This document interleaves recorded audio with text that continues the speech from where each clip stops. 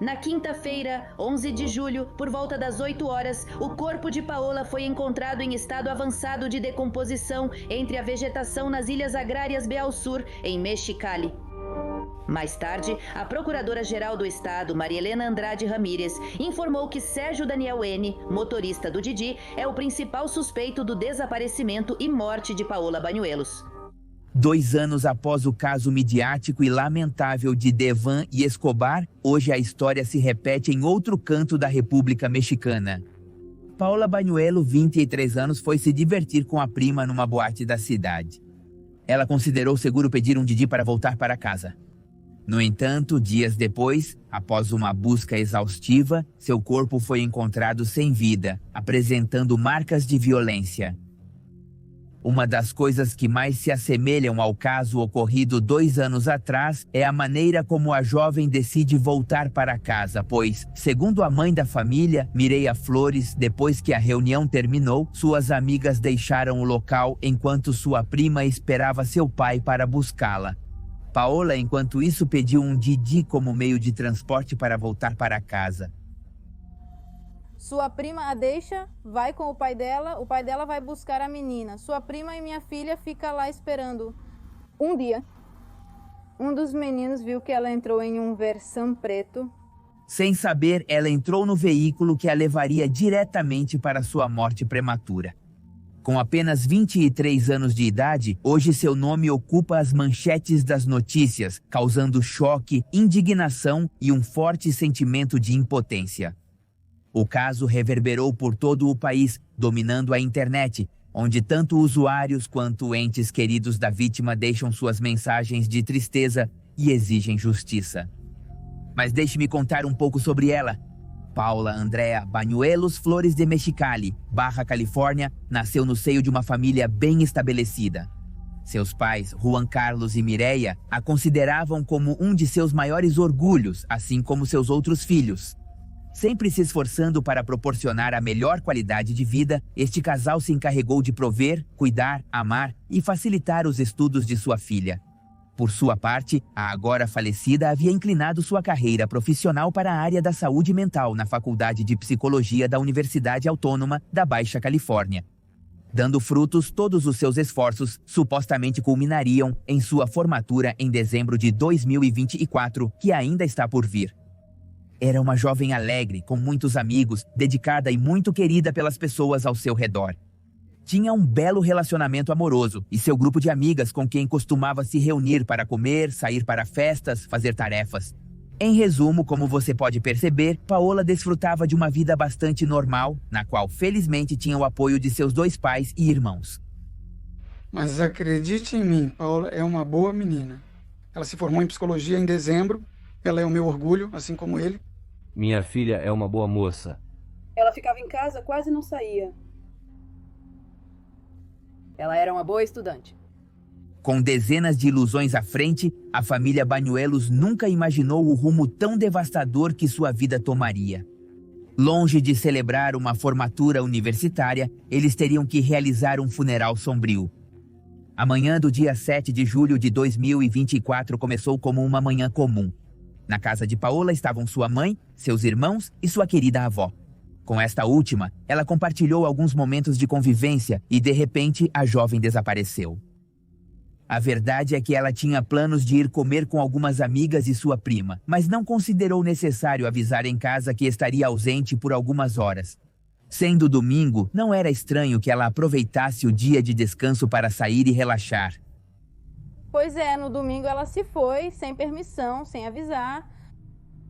Minha mãe esteve aqui com ela na cama no domingo, por volta das 3 da tarde, e ela não avisou, não disse nada que ia comer, apenas combinou com sua prima. Infelizmente, isso foi a última coisa que a senhora Mireia soube de sua filha, pois ela mesma garante que não percebeu sua ausência até a manhã seguinte, quando sua prima veio procurá-la. Perceber que ela não tinha voltado para dormir foi o primeiro alarme para iniciar essa fatídica busca que terminou em tragédia. Antes de sair de casa, Paola combinou de encontrá-las no restaurante de frutos do mar chamado Pés Galo, que fica em um bairro conhecido como Burócrata. Naturalmente, como qualquer garota de sua idade, ela cuidou de sua aparência pessoal. Maquiou-se bem, vestiu saltos pretos, uma blusa com listras pretas e brancas e uma saia de cor azul celeste acinzentada. Após pentear o cabelo, ela saiu de casa sem falar nada. E é que ninguém, quando sai de casa, acredita que nunca mais verá sua família, e infelizmente isso aconteceu com Paola.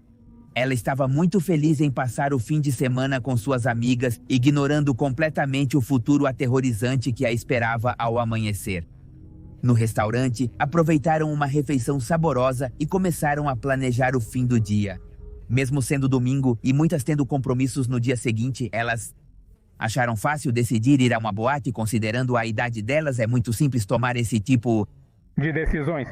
Além disso, há poucos meses de sua formatura e talvez com muitos projetos pela frente, era bem merecido ter seu fim de semana entre música, dança e uma ou outra taça, como qualquer pessoa da sua idade.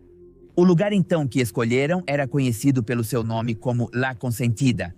Não ficava muito longe e, estando localizado na zona hoteleira, parecia a melhor opção. Do restaurante dirigiram aproximadamente 1,6 quilômetros e lá começaram a festa.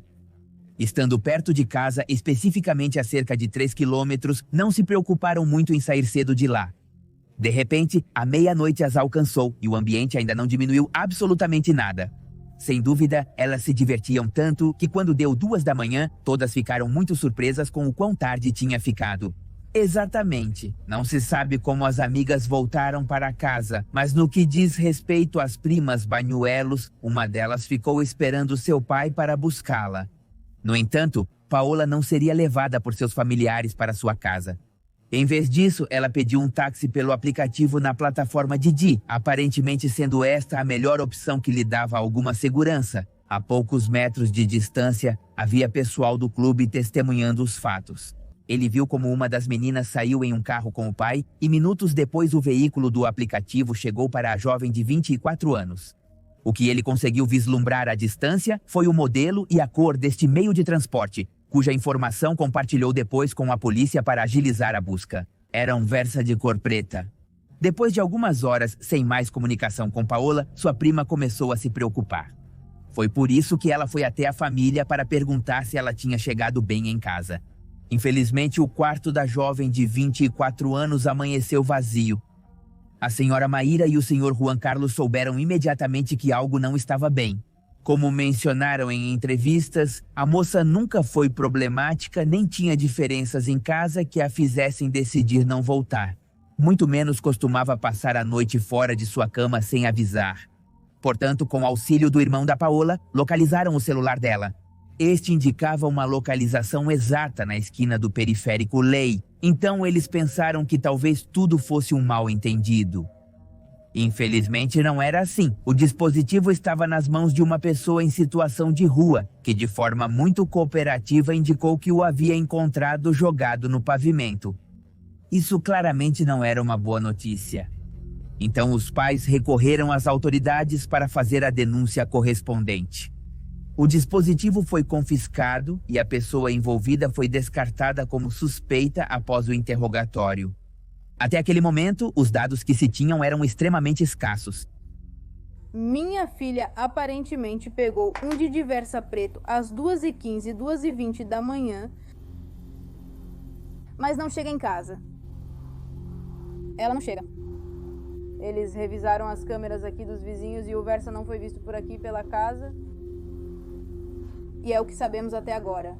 Junto com entrevistas, publicações em redes sociais e imagens da desaparecida, começou a circular por todo o Mexicali a ficha de busca que continha detalhadamente as características principais de Paola, bem como as informações que se sabia sobre ela até aquele momento.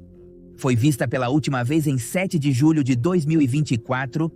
Ela havia saído especificamente do condomínio La Condesa Privada Villalba, em Mexicali, onde sua mãe e sua avó tiveram o último contato com ela. Posteriormente foi vista viva pela última vez saindo do referido antro localizado no Boulevard Benito Juárez. Também foram informadas suas características individuais, como ser magra, ter 1,57 m de altura e cabelos até os ombros. De cor castanho escuro, pele branca, olhos puxados cor de café e sobrancelhas cheias. Enquanto a informação navegava na internet, A família esperava ansiosamente que alguém entrasse em contato para dar detalhes sobre seu paradeiro, assim como também deixavam um espaço para a possibilidade de que a moça estivesse por conta própria em algum lugar, chateada com sua família por algum motivo.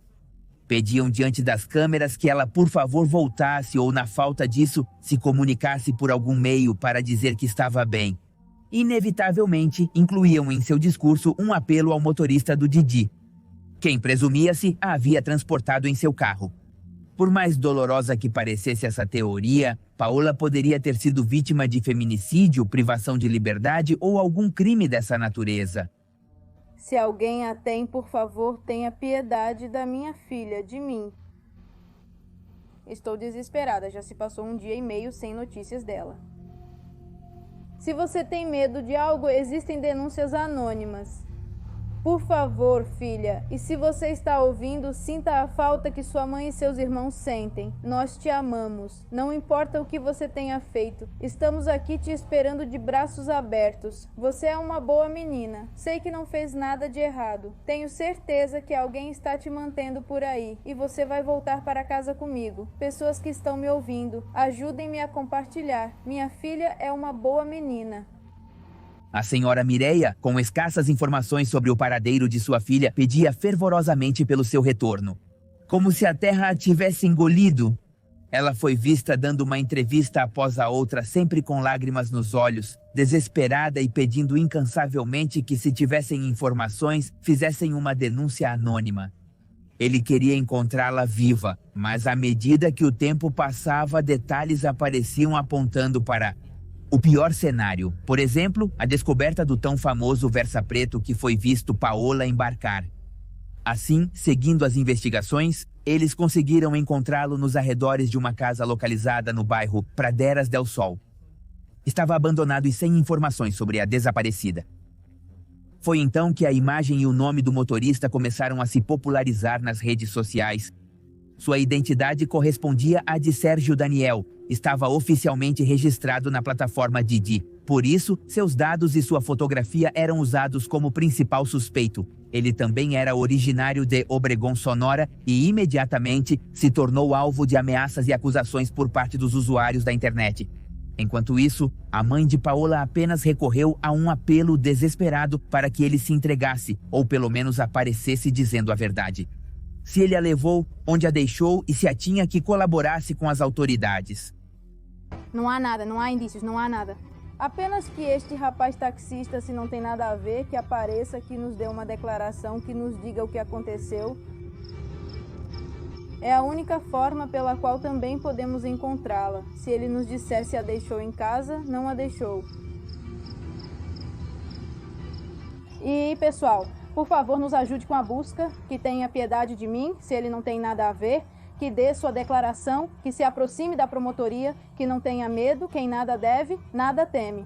Nesse momento da investigação, já haviam sido mobilizados grupos de busca na área que se presume que o carro que levava Paola poderia ter tomado.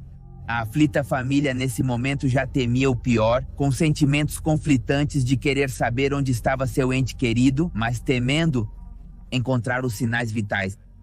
Então era a manhã de quinta-feira, 11 de julho. Autoridades e voluntários estavam reunidos em uma área de Mexicali conhecida como Oásis Campestre. Lá abundavam picaretas e pás para fazer a pior das descobertas. Exatamente o local ficava a pouco mais de 20 quilômetros de distância de onde a jovem havia pegado o táxi tristemente, depois que a senhora Maíra havia sido filmada por meios de comunicação, pedindo por informações do paradeiro de sua filha. A descoberta de um corpo sem vida atraiu a atenção de todos os presentes. Já estava em processo de decomposição neste ponto. No entanto, as suspeitas de que se tratava de Paola eram demais. Altas, ainda era possível distinguir sua roupa, uma saia shorts na cor azul acinzentada e uma blusa de listras pretas e brancas. Foi um momento devastador para a família. Apesar de ter pela frente a tarefa de levantar o corpo e os estudos correspondentes para sua identificação oficial e a causa da morte, praticamente o caso se transformou em um feminicídio. Poucas dúvidas existiam a respeito disso. Enquanto isso, a busca pelo motorista se tornava cada vez mais intensa, agora como suspeito de feminicídio. As autoridades não sabiam naquele momento, mas Sérgio Daniel N. agora estava sendo ameaçado e quase obrigado a dizer a verdade. Ele fugiu para Sonora, sua terra natal, temendo ser preso. Mas a ideia de evadir a justiça durou pouco tempo, pois no mesmo dia 11 de julho do ano de 2024, o suspeito pessoalmente se apresentou à promotoria de Sonora, não para se entregar como tal, mas para dar sua versão dos fatos nos quais supostamente não tinha nada a ver com a morte da garota. Pois finalmente ele se entregou à promotoria em Sonora, onde já executaram um mandado de prisão e ele será transferido para a Baja Califórnia. Vou me apresentar voluntariamente aqui na promotoria de Ciudad Obregón, porque estava na minha Cali. Vim por medo, porque as notícias foram divulgadas e não me deixaram nem me defender, nem declarar, e vim por medo e recebi várias ameaças. Como vou me apresentar numa cidade onde estou quase sozinho e minha família e eu estamos sendo ameaçados? Então, me apresento para que minha família seja deixada em paz e me levem ao julgamento que preciso enfrentar. Uma vez que o principal suspeito foi colocado sob custódia, ele ficou à disposição da Procuradoria-Geral de Justiça do Estado de Sonora e da Agência Ministerial de Investigação Criminal para iniciar o processo correspondente à sua transferência para a Baja Califórnia. Com a sua chegada, alguns dados começaram a ser divulgados através de redes sociais e meios de comunicação. Estes apontavam que possivelmente no caso estavam envolvidas outras 2 pessoas, das quais Sérgio Daniel Gutierrez, de 24 anos, exigia a detenção. Isso para sua própria segurança, pois ao revelar toda a verdade, sua vida poderia estar em risco. Eu dou a cara, eu juro, mas quero que investiguem o Lírico One e Jacob Silva. Foi o que ele postou em suas redes antes da prisão. No entanto, o chamado Lírico One, sendo um rapper em ascensão, não teve nenhum problema em sair para desmentir a informação, garantindo até que as pessoas terão que pedir desculpas quando tudo for esclarecido. Que por outro lado, e devido ao grande impacto que o caso teve, a plataforma Didi se pronunciou a respeito, não demonstrando seus filtros ou processos para que alguém possa se tornar motorista do aplicativo, mas apenas para não parecer indiferente diante de tais fatos. E isso foi o que eles disseram. Expressamos nossos mais sinceros pêsames aos familiares e amigos pelo sensível falecimento de Paola Andrea. Condenamos de forma enérgica esses fatos. Isso foi o que eles escreveram em um comunicado, referindo-se à morte da jovem como um falecimento e não como o que verdadeiramente era, ou seja, um homicídio. Esse comunicado abriu caminho para um pequeno debate sobre a maneira tão simples que qualquer um pode fazer parte da empresa. No que diz respeito então ao motorista Sérgio Daniel, na verdade ele já vinha arrastando um passado bastante turbulento, tendo no momento do crime uma ordem de prisão até mesmo por violência doméstica.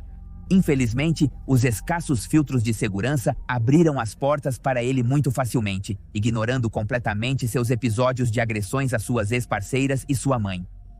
Da mesma forma, e sobre este mesmo tema, expressando também condolências à família afetada, a governadora da Baja Califórnia, Marina Del Pilar, exortou este tipo de aplicativos de transporte a proceder a uma avaliação mais exaustiva ou detalhada em relação aos usuários que se candidatam como motoristas, informando que já havia instruído a Secretaria de Segurança Cidadã e o Instituto de Mobilidade Sustentável do Estado a implementar imediatamente um esquema para avaliação e supervisão exaustiva dos perfis dos motoristas de plataformas digitais de transporte.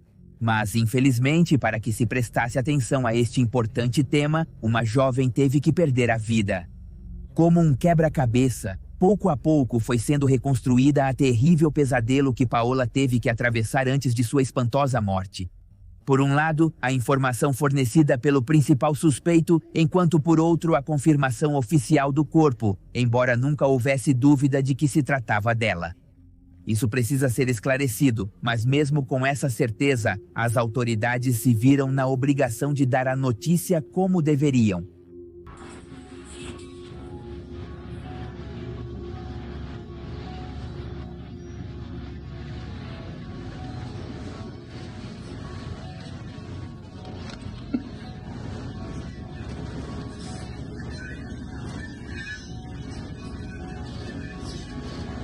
e assim como a roupa, a vestimenta que ela usava no dia em que desapareceu ao embarcar em um veículo da plataforma Mídia.